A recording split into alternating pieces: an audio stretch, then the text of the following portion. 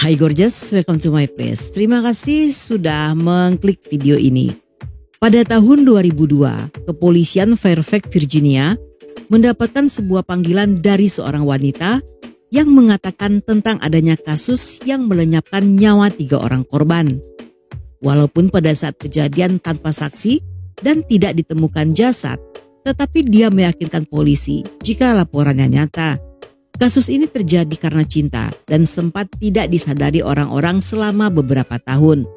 Tetapi kasus ini pada akhirnya juga terbongkar karena cinta yang telah kandas. Tapi sebelum masuk ke video, buat gorgeous yang selama ini pada nanyain Tracy Tania kemana dan kenapa menghilang seperti janji mantan, ternyata doi ganti channel baru. Buat gorgeous yang belum kenal siapa Tracy Tania adalah channel storyteller yang menyajikan konten kasus kriminal Indonesia hingga seluruh penjuru dunia, kecuali dunia alam gaib. Dan buat kalian yang suka dengan konten-konten seperti ini, langsung aja mampir dan subscribe channelnya. Biar gak ribet, linknya udah aku tempel di kolom komentar yang dipin. Nggak pakai lama, watch.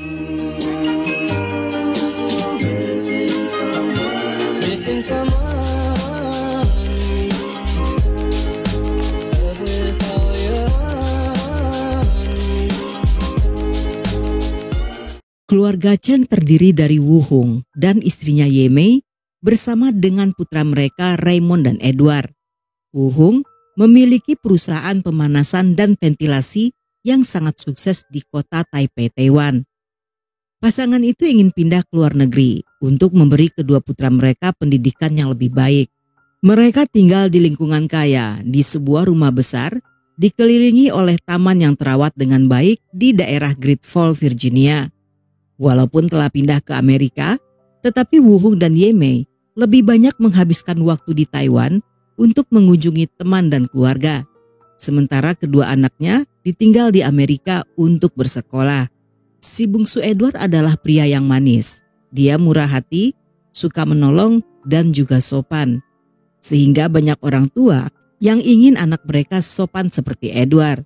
Sebagai anak orang kaya, dia mengendarai mobil mewah dan tampak berbeda dari teman-teman sekolahnya. Tetapi dia tidak sombong dan bahkan sangat royal pada sahabat-sahabatnya. Mereka akhirnya lulus dari SMA Hendron, di mana setelahnya si sulung Raymond melanjutkan kuliah dan menjadi agen real estate serta manajer untuk 5 properti keluarga mereka di daerah itu. Sedangkan Edward saat itu kuliah di Universitas Virginia.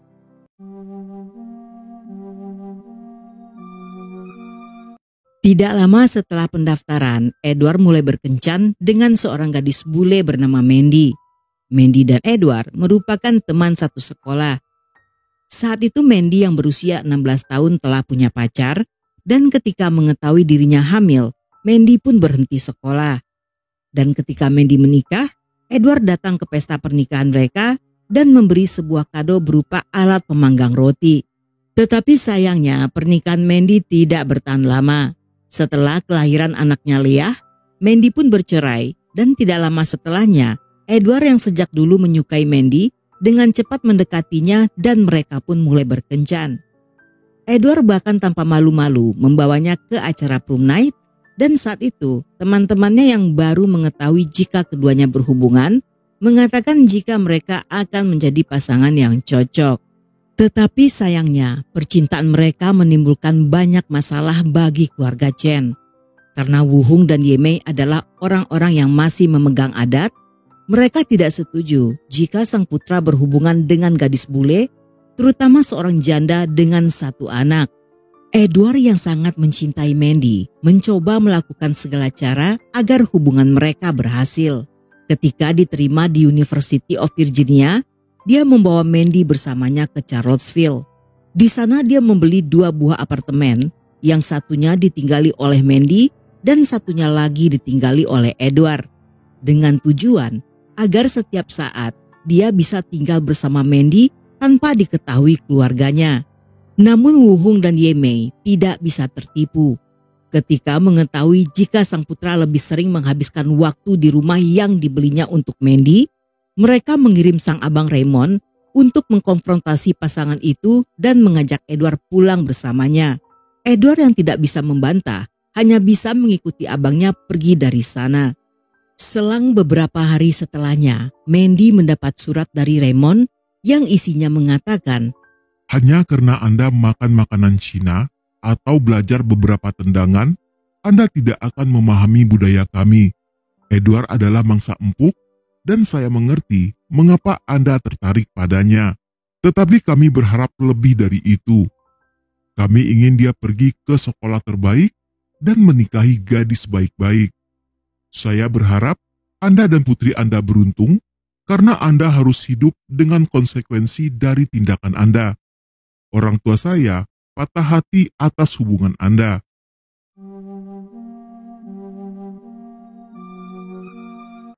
Pada musim semi 1995, Edward memberitahu Mandy bahwa dia akan pergi ke Fredericksburg untuk melakukan wawancara kerja dan tidak pernah kembali lagi. Namun beberapa waktu setelahnya, Edward kembali menghubungi Mandy dan mengiriminya sebuah cek untuk diuangkan. Pada awalnya Mandy menduga jika Edward hanya tidak ingin kembali. Tetapi yang tidak diketahuinya, ketika Raymond menjemput Edward, keesokan harinya keluarga Chen mengirim Edward ke Taiwan dan memasukkannya ke rumah sakit jiwa. Di akhir musim panas tahun yang sama, tiba-tiba Edward menelpon Mandy dan mengatakan ingin kembali bersama. Karena cukup lama tidak bertemu, saat itu mereka menghabiskan banyak waktu untuk melepas rindu yang memuncak, yang pada akhirnya membuat sang kekasih hamil. Di hari-hari berikutnya, Edward sedang banyak pikiran, menyadari jika kehamilan Mandy hanya akan memperburuk situasi antara dia dan keluarganya. Namun dia mencoba meyakinkan Mandy jika semuanya akan berhasil, meskipun Edward tahu bahwa keluarganya tidak akan pernah menerima Mandy dan putrinya yang akan lahir.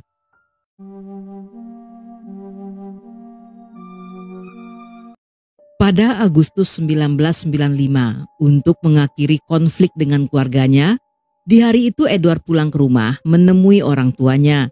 Saat memasuki rumah, dia menghabisi Raymond yang tidak sempat berkata apa-apa. Selanjutnya dia mendatangi orang tuanya dan menghabisi keduanya dengan menggunakan senpi yang sama. Setelah melenyapkan mereka, Edward tidak segera membersihkan TKP.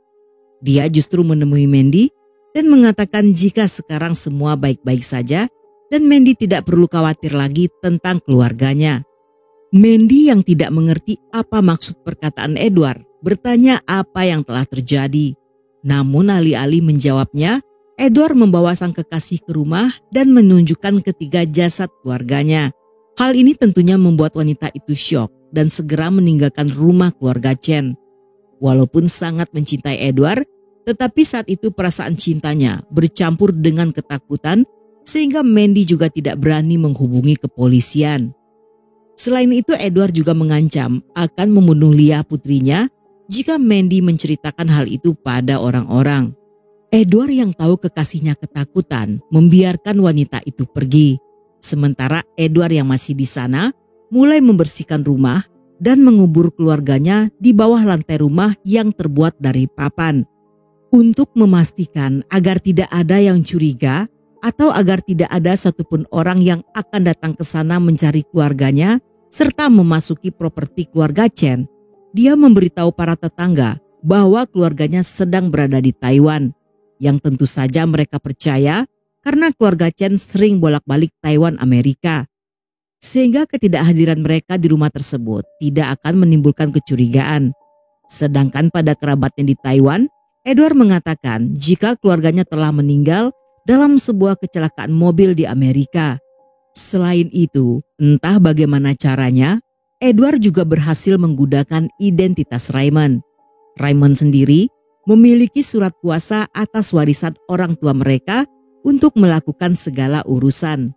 Dengan memakai nama Raymond, Edward bisa membayar segala tagihan dan bahkan menjual beberapa properti mereka di Amerika. Setelah kejadian tersebut, Edward menikahi Mandy dan melahirkan seorang putri bernama Samantha.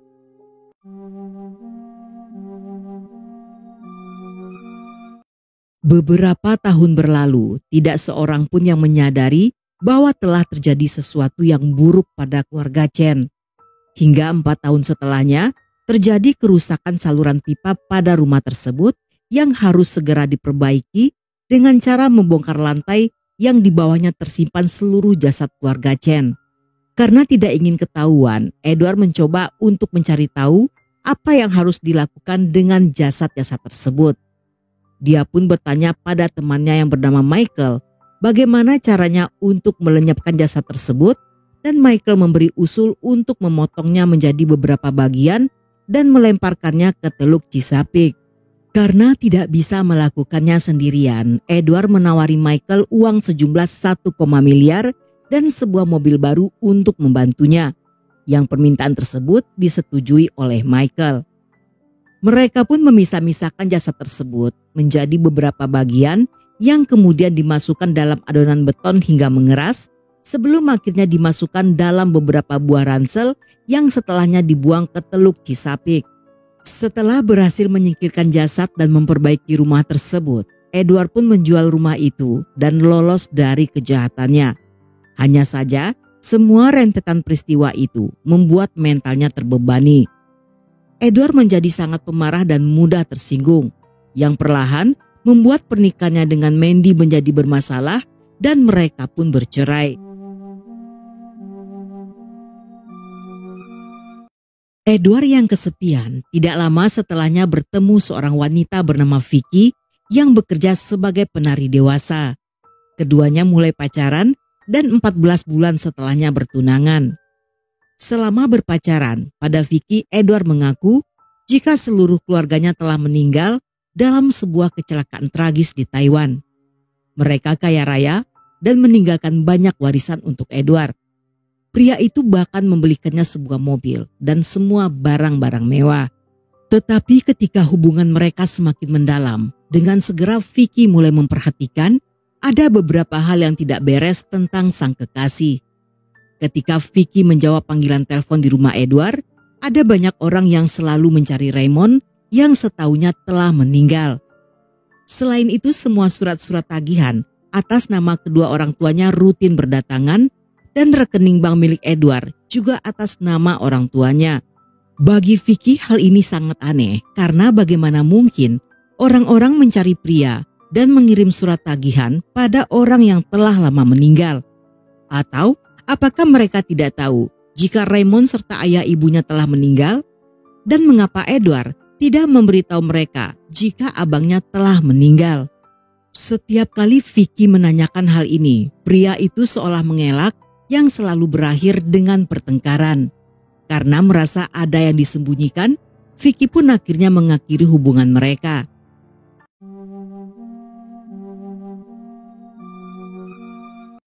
Setelah perpisahan itu, pada musim semi 2002, Vicky yang sedang membereskan rumahnya tiba-tiba teringat jika Edward pernah meninggalkan beberapa barang miliknya di dalam laci meja rias di rumah Vicky yang tidak pernah diambilnya lagi.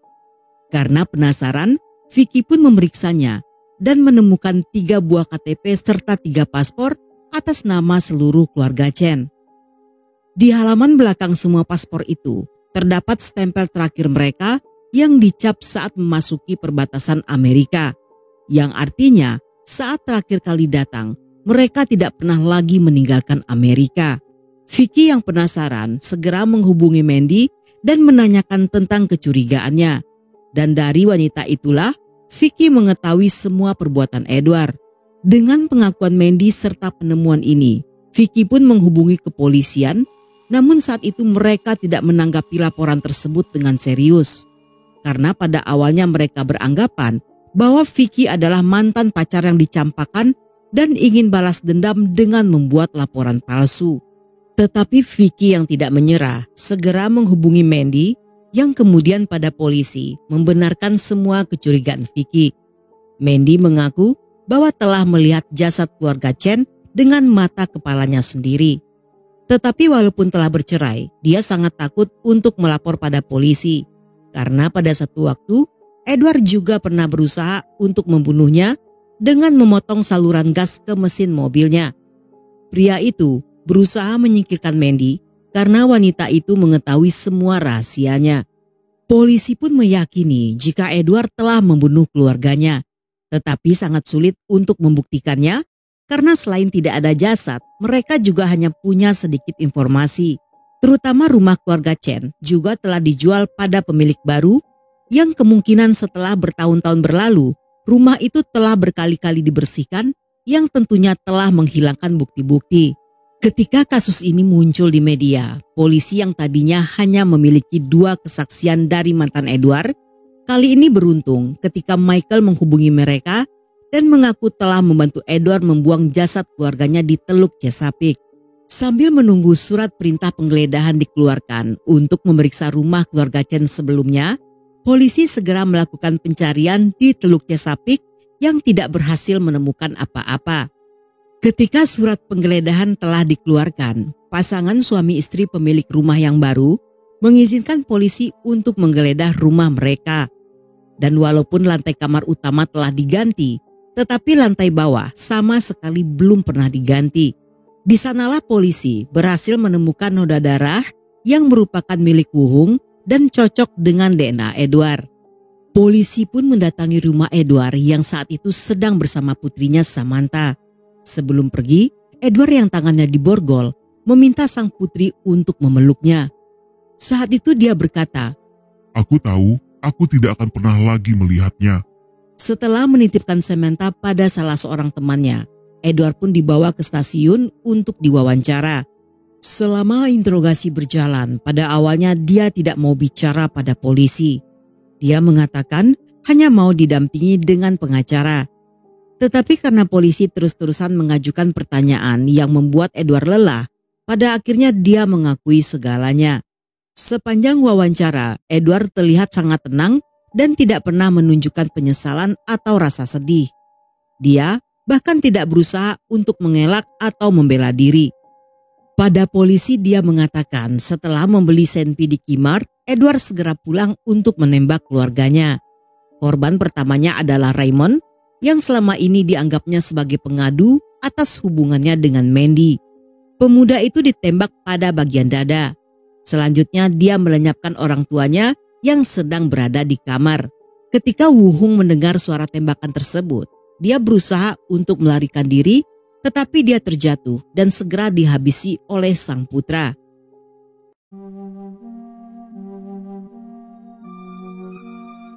Dalam persidangan yang dilakukan setahun setelahnya, pengacaranya Peter Greenspan membantah semua pengakuan Edward di kantor polisi.